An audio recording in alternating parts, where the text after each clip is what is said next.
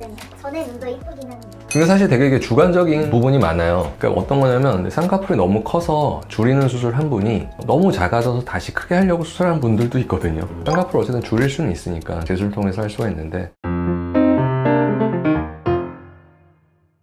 처음 수술이 이제 매몰법인 경우, 뭐 절개법인 경우, 뭐 그런 거에 따라서 또 조금 이제 방식이 좀 바뀔 수도 있고. 그러니까 이 경우도 보면 아까 PD님도 얘기하셨지만, 뭐 괜찮은데? 이렇게 말씀하셨잖아요. 그러니까 좀 두꺼운 거를 좋아하는 분들은 뭐 이 정도 두께도 괜찮고, 평상시에 눈 화장 많이 해서 아이라인 같은 걸 많이 그리면 그게 많이 커 보이지 않을 수도 있어요. 근데 좀 더 자연스럽게 하기 위해서 이제 사이즈를 줄인 거죠. 이 경우도 보면 약간 아웃폴드 형태로 시작하잖아요. 그러니까 아웃폴드는 그냥 유지하는데 전체적인 두께를 그냥 줄이는 수술을 한 거거든요. 뭐 눈매 교정을 했거나 뭐 지방 이식했거나 이런 부수적인 방법을 쓴 게 아니라 그냥 쌍꺼풀 사이즈 자체를 줄이는 수술을 한 거고. 근데 이 경우는 뭐냐면 그냥 원래 자연스러운 본인의 쌍꺼풀 라인인데 겹주름이 보이고 이런 형태거든요. 근데 어쨌든 약간 눈이 좀 또렷해 보이지 않고 깔끔하게 보이지 않으니까 이 경우는 이제 쌍꺼풀 크기를 줄이면서 눈매 교정을 약간 해준 거예요. 그래서 이렇게 여러 개 이렇게 주름 보이고 쌍꺼풀 두껍게 보이는 형태를 그냥 이렇게 하나의 선으로 정리하면서 약간 작은 인아웃 형태로 바꾼 거죠. 그리고 눈매 교정을 좀 했기 때문에 눈이 좀 더 또렷해 보이는 거고.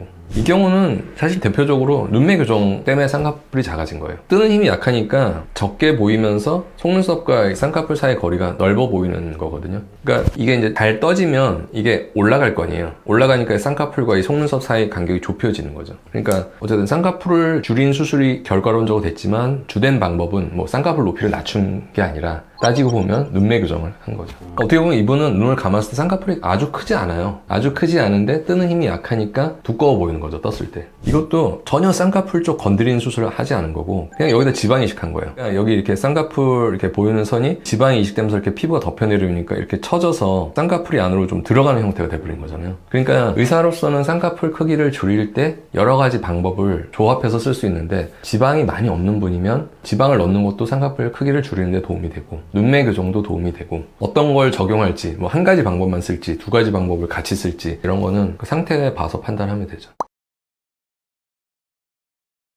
잘라낸 조직은 자체는 복원할 수 없죠. 왜냐면 이미 잘려져서 버려졌으니까. 만약에 실제로 뭐 3mm 자른 거를 복원하려고 해서 3mm를 더 연장을 하려면 피부 이식을 사실 해야 되는데, 현실적으로 미용적인 목적일 때 피부 이식하는 방법은 거의 쓰지 않죠. 왜냐면 이질적인 피부가 여기 이식됐을 때 그게 오히려 되게 흉터가 좋지 않다든가, 잘못하면 이식한 피부의 위 아래로 두 개의 주름이 잡힐 수도 있거든요. 그러니까 현실적으로는 그렇게 쓰진 않고 그냥 피부 여유가 있건 없건 어쨌든 쌍꺼풀 높이를 낮추면서 그 위에 유착을 풀면 새로운 아래쪽에 쌍꺼풀이 잡히게 되죠.